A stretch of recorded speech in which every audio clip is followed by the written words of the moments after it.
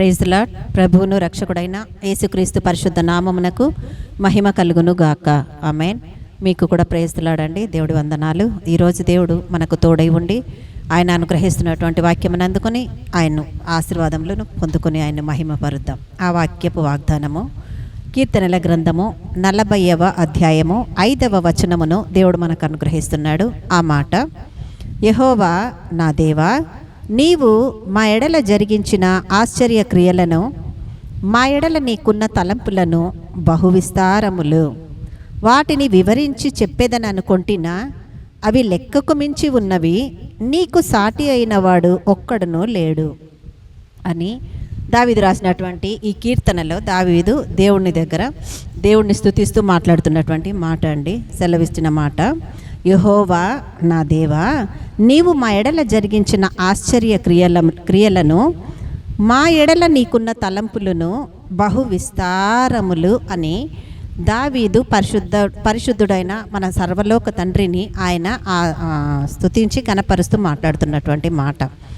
దేవుడు మన పట్ల కొన్ని తలంపులు కలిగి ఉన్నాడండి. ముఖ్యంగా ఆయన మన ఎడల జరిగించిన ఆశ్చర్య కార్యములను, ప్రియ సహోదరుడా సహోదరి, ఈరోజు దేవుడు మనకు ఒక విషయాన్ని గుర్తు చేస్తున్నాడండి కదా.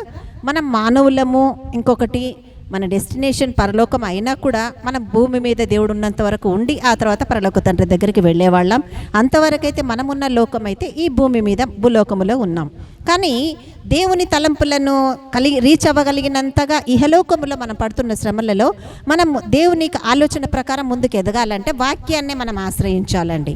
కాబట్టి దేవుడు మనకిస్తున్నటువంటి ఈరోజు ఈ వాగ్దానములో మొదటిగా ఆయన ఏమంటున్నాడు, యెహోవా నా దేవా, నీవు మా ఎడల జరిగించిన ఆశ్చర్య క్రియలను, మా ఎడల నీకున్న తలంపులు బహువిస్తారములు. నువ్వు గ్రహించాల్సింది ఈరోజు సహోదరుడా సహోదరి, మనం అనుకుంటున్న కార్యములో దేవుని వలన మనం ఆశీర్వదించబడాలన్న తలంపు కలిగి ఆయన సన్నిధికి అప్పగించుకున్నప్పుడు ఆయన చేసిన కార్యంలో ఒక్కొక్కసారి కొంచెం ఆయన ఆశీర్వాదాలు లేట్ అవుతాయండి కొన్ని విషయాల్లో.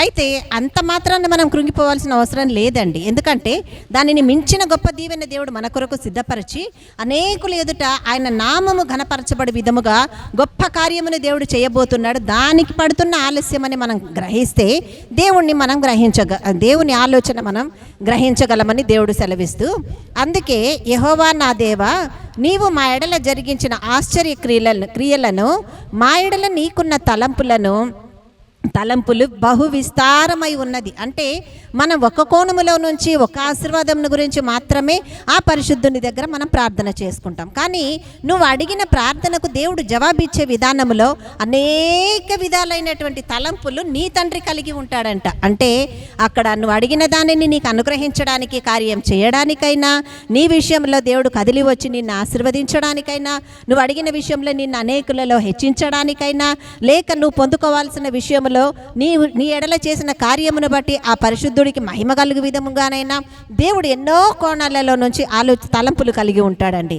అందుకే యెషయా గ్రంథము 53వ అధ్యాయంలో కూడా ఉంటుంది కదా, నా తలంపులు మీ తలంపుల వంటివి కావు, నా ఆలోచనలు మీ ఆలోచనల వంటివి కావు అని దేవుడు సెలవిస్తాడు కదా. మనం అంటాం, దేవా ఈ ఒక్క కార్యం చేయి ప్రభా, ఈ ఒక్క అవసరం తీర్చు ప్రభా, ఈ ఒక్క ఆశీర్వాదం ఈ ప్రభా అని దేవుని దగ్గర అడుగుతాం. దేవుడు అంటున్నాడా, నా దగ్గర ఒకే ఒక ఆశీర్వాదం ఉందమ్మా, లేక 2 ఆశీర్వాదాలు ఉన్నాయి, ఇది నీకు ఇచ్చేస్తే వేరే వాళ్ళ దగ్గర లేదు కాబట్టి చాలా తక్కువగా ఉన్నాయి, నువ్వు చూసి లిమిట్గా అడుగని చెప్తున్నాడా అండి? లేదు కదా.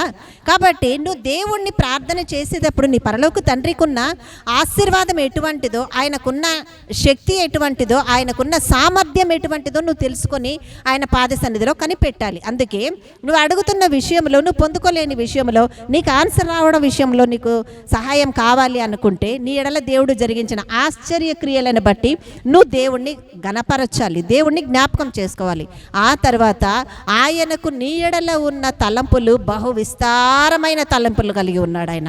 ఆ విస్తార తలంపులలో నీ ఆశీర్వాదం దాగి ఉంది. దాన్ని నువ్వు అందుకోవాలి ఆ పరలోక తండ్రి దగ్గర నుంచి. అంటే నువ్వేం చేయాలి? దేవుడు నీకు ఇచ్చేంత వరకు ఓర్పును సహనమును విడిచిపెట్టక విశ్వాసములో ముందుకు కొనసాగాలి అని దేవుడు ఈరోజు నీతో మాట్లాడుతున్నాడు. అందుకే దావీదు అంటాడు, మా ఎడల నీకున్న తలంపులను బహువిస్తారములు, వాటిని వివరించి చెప్పేదని చెప్పేదని అనుకుంటున్నా, అవి లెక్కకు మించి ఉన్నవి, నీకు సాటి అయిన వాడొక్కడును లేడు. మరి ఎన్ని దీవెనలు దావీదు పొందుకొని ఈ జీవగ్రంథములోనే దావీదు నా హృదయానుసారుడని చెప్పిన పరలోక తండ్రికి అంత దగ్గరగా జీవించగలిగినప్పుడు దేన్ని బట్టి జీవించగలిగాడండి? తను పొందుకోవాలనుకున్న ప్రతిదానిలోనూ, అడగాలనుకున్న ప్రతిదానిలోనూ దేవుని చిత్తము కొరకు కనిపెట్టాడు ఆయన. ఆ చిత్తమును నెరవేర్చేంత వరకు ఓర్పు సహనమును విడిచిపెట్టకుండా దేవునిలోనే ఆయన నిలిచాడు. కాబట్టే ఆయన అంటున్నాడు, అయ్యా వాటిని వివరించి చెప్పేదని అనుకుంటున్నా, 1 కాదు 2 కాదు 100 కాదు 1000 కాదయ్యా, అవి లెక్కకు మించి ఉన్నాయి ప్రభు. అంటే లెక్క పెట్టలేనన్ని కార్యములు నువ్వు నా ఎడల చేసి ఉన్నావు నా తండ్రి. కాబట్టి నువ్వెవరవయ్యా? నీకు సాటి అయిన వాడొక్కడునూ లేడు. ఈ విధంగా నిన్ను ఆశీర్వదించి నీ తండ్రి స్థాయిని నువ్వు హెచ్చించగలిగిన విశ్వాసం నీకుందా? అన్నీ ఆయన చెయ్యగలడు. ఏం లేదు, నాకు ఓర్పు ఒక్కటే లేదు, సహనమే నాకు లేదు. ఆ విశ్వాసంలో నేను నిలిచి ఆయన చేసేంత వరకు కూడా నేను ఆయన్ను ఘనపరుస్తానని దేవుని పరిశుద్ధాత్మను నీవు పొందుకొని ఆయన సహాయమని అడిగి ముందుకు కొనసాగితే దేవుడు నిన్ను దీవించడానికి ఆయన సిద్ధపడి నీ ఎద్దకొచ్చి మాట్లాడుతున్నాడు. ఎందుకంటే ఆయన నీ ఎడల బహువిస్తారమైన తలంపులు కలిగి ఉన్నాడండి. ఆయన లెక్కకు మించిన కార్యములను, ఆయన ఆశ్చర్య క్రియలను జరిగించు పరలోకపు తండ్రి నీకుండగా, ప్రియ సహోదరి సహోదరుడా, ఈరోజు నువ్వు కృంగిపోన అవసరం లేదు, నువ్వు బలహీనపడని అవసరం లేదు, నువ్వు ఆలోచించాల్సిన అవసరం లేదు. అందుకే ఆ సర్వోన్నతుడు నీ కొరకు దిగి వచ్చి ఈ దినము మొదటి గడియలలోని ఈ వాగ్దానం నీకు ఇస్తున్నాడంటే నువ్వు ఆశీర్వదించబడాలన్న తలంపు కలిగి నీతో వచ్చి మాట్లాడుతున్నాడు. ఆ ఆలోచనను గ్రహించి ఆయన్ను మహిమపరచు. ఇటు కృప దేవుడు తన వాక్యము ద్వారా మనకందరికీ అనుగ్రహించి ఆశీర్వాదములో మనల్ని నడిపించును గాక. ఆమేన్, ఆమేన్, ఆమేన్. హల్లెలూయా.